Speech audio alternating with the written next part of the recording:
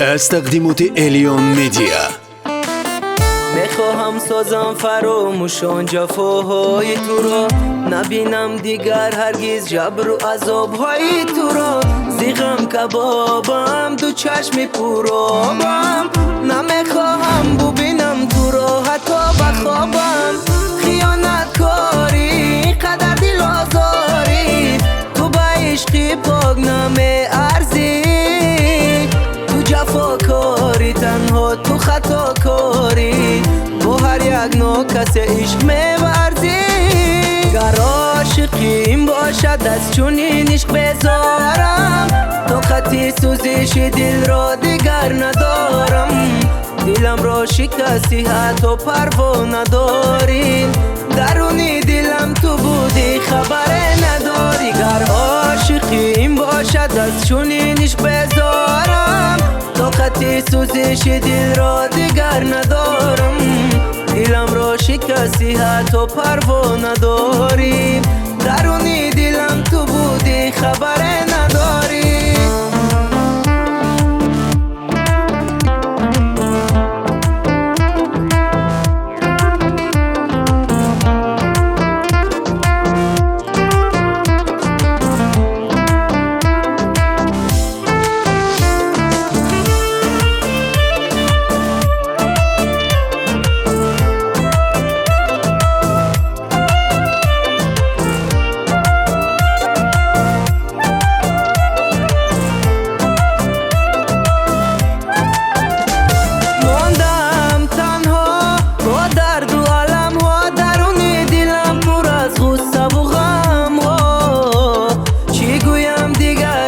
ستم ها بر عهد و وفا جفا دیدن ها، در دل غم دارم باران میبارن نم نمون خاموش.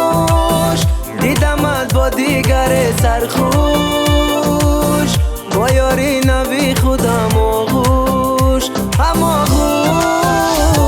گر عاشقیم باشد از چنین عشق بذارم، طاقت سوزش دل را دیگر ندارم. دلم را شکستی حتی پروا نداری، درونی دلم تو بودی خبر نداری. گر عاشقیم باشد از چنین عشق بذارم، طاقت سوزش دل را دیگر ندارم. دلم را شکستی حتی پروا نداری، درونی دلم تو بودی خبر نداری.